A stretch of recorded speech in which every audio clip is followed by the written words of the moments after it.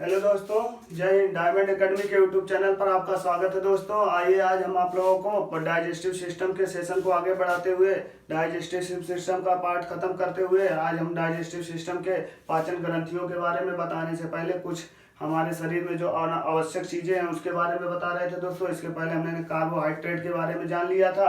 आज हम जानेंगे प्रोटीन और वसा के बारे में दोस्तों, और इनका हमारे शरीर में क्या क्या उद्देश्य है, क्या क्या मुख्य उद्देश्य है, क्यों हमें ये प्रोटीन की जरूरत पड़ती है, वसा की जरूरत पड़ती है, इनके बारे में जानने का प्रयास करेंगे। दोस्तों आइए देखते हैं एक एक करके। पहले ये देखते हैं प्रोटीन के बारे में। प्रोटीन को क्यों जरूरत पड़ती है हमारे शरीर में।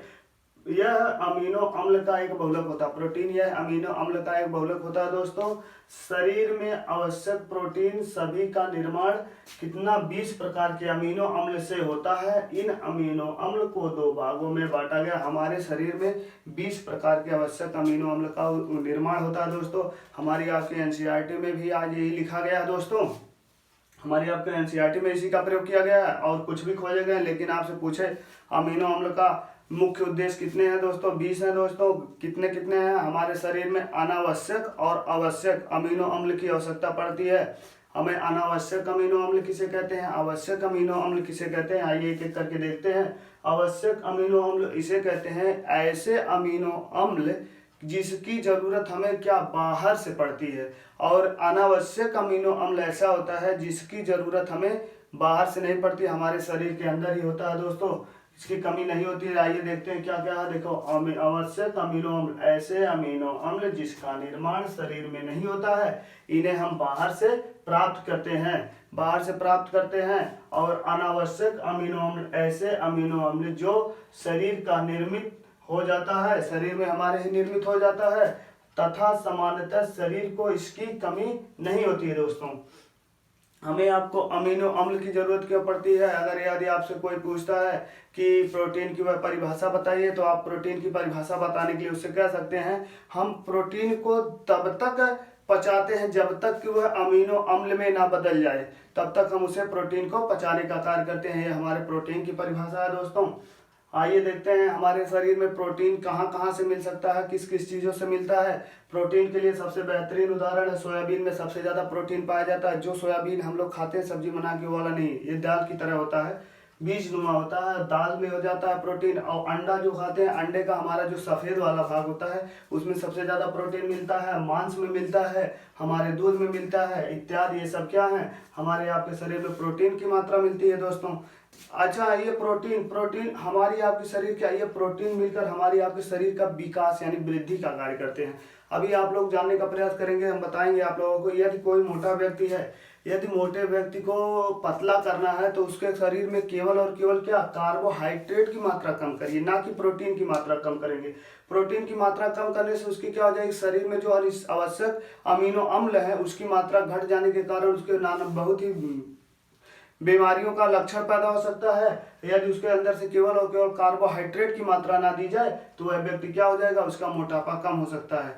यदि उसको मोटापा कम करने के लिए हमें क्या करना चाहिए, केवल और केवल उसके अंदर से कार्बोहाइड्रेट नहीं देना चाहिए। प्रोटीन आवश्यक है हमारे शरीर के लिए। अच्छा प्रोटीन क्यों आवश्यक है, अभी हम आप लोगों को उदाहरण देते हैं। हमारी आपके शरीर पूरा प्रोटीन से ही मिलकर बनी ही है।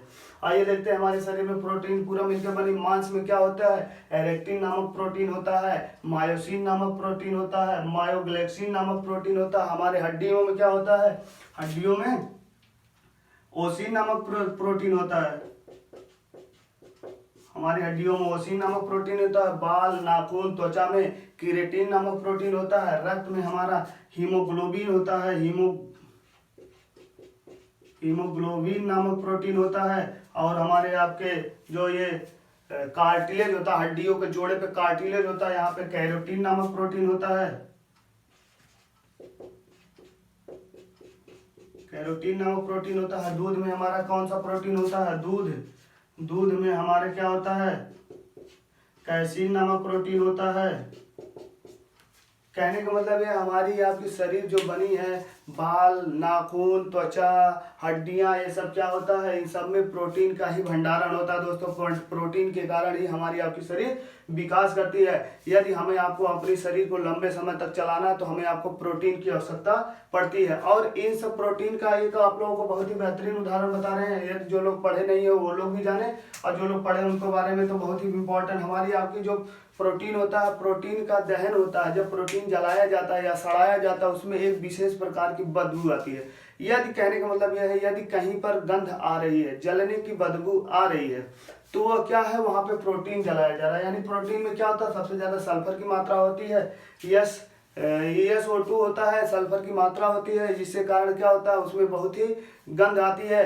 या आप लोगों को यदि कहीं पर कार्बोहाइड्रेट जलाया जा रहा है तो वहाँ पे बदबू नहीं आती। जैसे हमारे आपके पेड़ पौधों में सबसे ज्यादा कार्बोहाइड्रेट होता है, सेलुलोज होता है।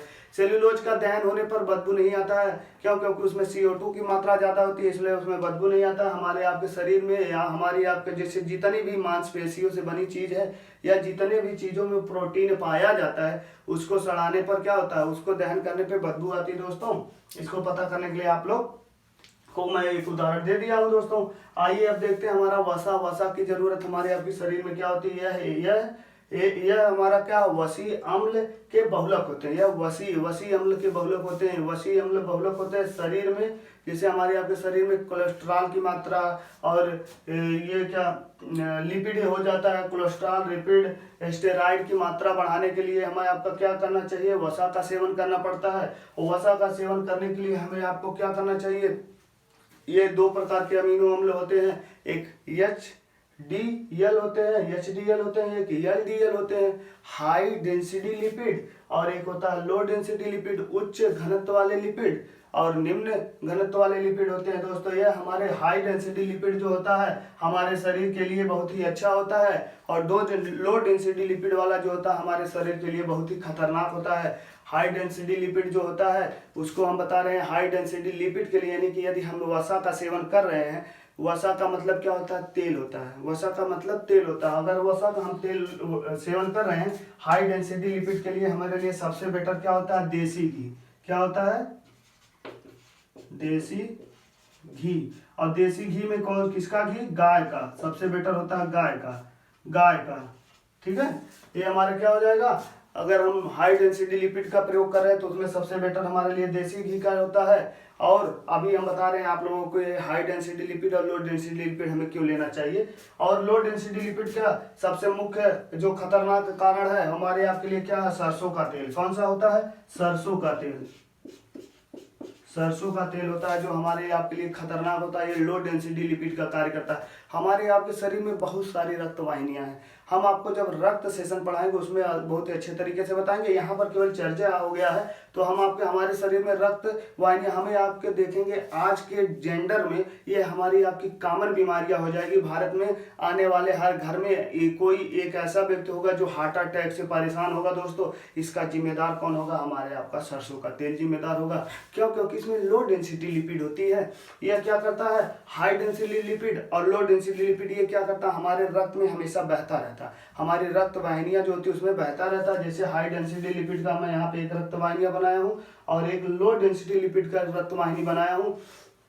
हाई डेंसिटी लिपिड की रक्त वाहिनियां क्या होती है, जैसे हम देसी घी का सेवन कर रहे हैं, अगर खा रहे हैं वसा के रूप में, तो ये हमारे रक्त में जो बहने का कार्य करती है, रक्त में हमेशा निरंतर बहती रहती है। ये हमारी आपकी रक्त वाहिनियों के सिरा पर नहीं चिपकती है, इसलिए ये क्या होता है हमारे आपके शरीर में अच्छा कार्य करती है, जिसके कारण हमें आपको हार्ट अटैक नहीं आएगा। क्यों? क्योंकि जब हमारे रक्त वाहिनियों की दीवारों पर चिपकेगा नहीं तो वहाँ पे ब्लड प्रेशर जो होता है, ब्लड की जो गति होता है, स्पंदन होता है, उसको क्या करेगा, अवरोध नहीं करेगा, रोकेगा नहीं, जिसके कारण हमें आपको हार्ट अटैक नहीं होगा। ये लो डेंसिटी लिपिड जो होता है ये क्या करता है, हमारी आपकी रक्त वाहिनियों की दीवारों पर देखकर चिपक जाता है। ये चिपक कर क्या करता है, रक्त के अवरोध कर देता है, रक्त के मार्ग को अवरोध कर देता है, जिसके कारण हमें आपको हार्ट अटैक आने का कारण जो बढ़ जाता है। ये हमारा क्या है, लो डेंसिटी लिपिड होता है। आजकल हमारे आपके मार्केट में देखोगे ट्रिपल रिफाइनरी आ गई है, वो भी क्या होती है, केमिकल की बनी होती है। ट्रिपल रिफाइनरी जो होती है वो भी केमिकल की बनी होती है। क्यों? क्योंकि उसको 3 बार लो डेंसिटी से हाई डेंसिटी में गुजारा गया है। 3 बार लो डेंसिटी से हाई डेंसिटी में गुजारा गया है, जिसके कारण क्या हो जाए, हमारे आपकी रक्त वाहिनियों में बेहतर है। लेकिन ये केमिकल प्रोसेस है, इसलिए हमें अगर आपको कोई भी डॉक्टर सजेशन देता हो कि यदि आपको कहा हाई लो डेंसिटी लिपिड यानी हार्ट अटैक से बचना है तो आप हाई डेंसिटी का प्रयोग करिए। तो उसके लिए हमें क्या करना चाहिए, हाई डेंसिटी प्रयोग करने के लिए देसी घी का सबसे बेटर इलाज है। देसी घी का अगर ना मिले तो हमने यहाँ पर नोट करके लिखा हो, लो डेंसिटी से बचने के लिए हमें सूरजमुखी का तेल ही प्रयोग करना चाहिए। आजकल के हमारे युवाओं में यह कॉमन बीमारी हो जाएगी। दोस्तों, आप लोगों को हमारा बताया हुआ तरीका कैसा लगा? इसके बाद हम आप लोगों को अब क्या बताएंगे, पाचन ग्रंथियाँ जो हमारे भोजन करते हैं, कौन कौन सी ग्रंथियां और कौन कौन सा हार्मोन रिलीज करके हमारे आपको भोजन को पचाने का कार्य करती हैं, इसको नेक्स्ट सेशन में बताएंगे। जय हिंद दोस्तों, मिलते हैं नेक्स्ट सेशन में।